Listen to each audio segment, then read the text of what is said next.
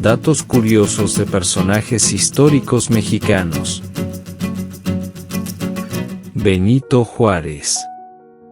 Nacido un 21 de marzo de 1806 en San Pablo Guelatao, Oaxaca, Benito Pablo Juárez García pasó a la historia como uno de los héroes nacionales más emblemáticos de México. Curiosidades.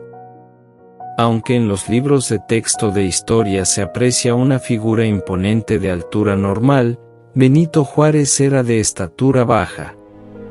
De acuerdo a los registros históricos, el llamado Benemérito de las Américas midió 1.37 metros, una estatura que lo hace ser el presidente de México más pequeño.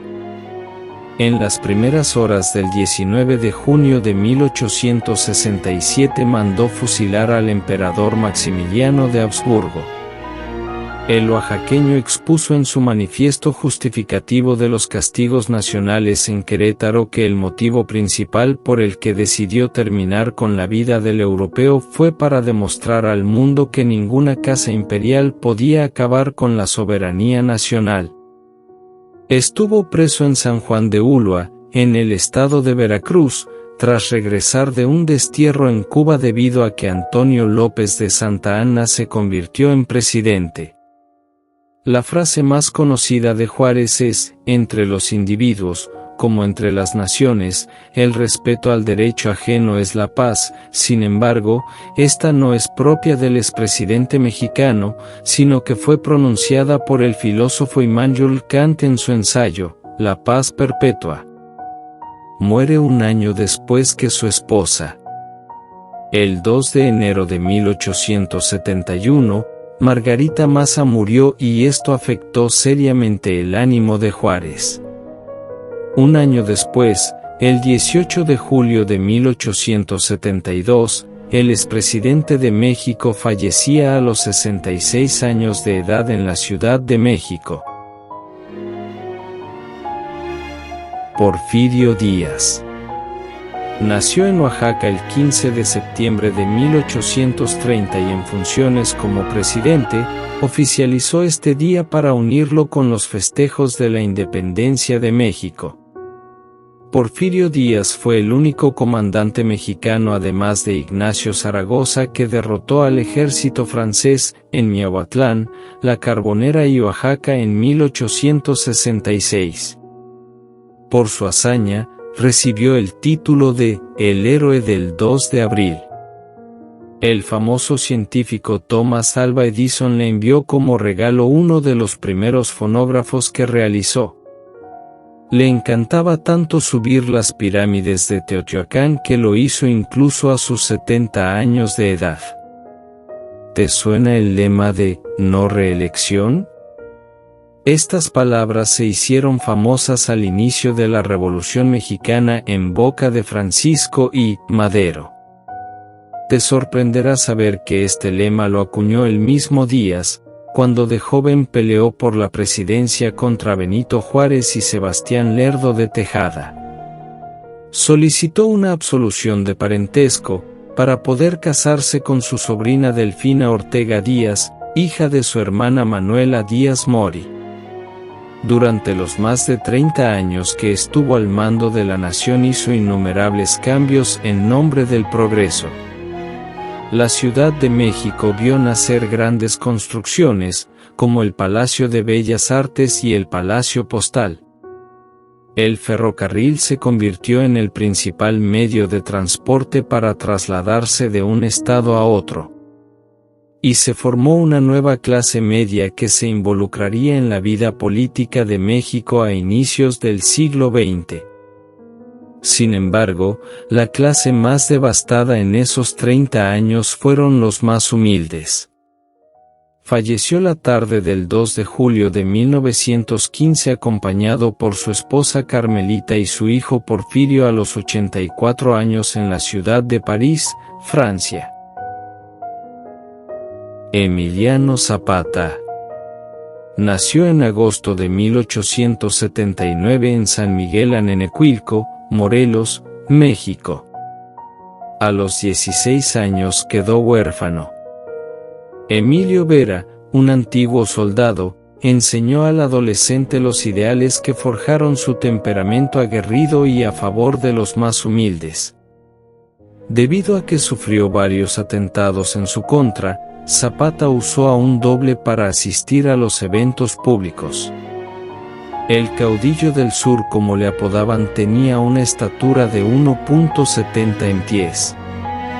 Cuando Villa y Zapata se encontraron en la CDMX, después de tomarla en diciembre de 1914, Zapata rechazó tomarse una foto en la silla presidencial argumentando que cualquiera que se sentara en ella terminaba convertido en una mala persona.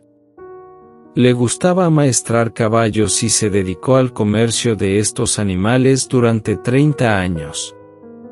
Dicen que llegó a tener 9 mujeres, 16 hijos y 42 nietos, y que era capaz de hablar y escribir el náhuatl de manera fluida.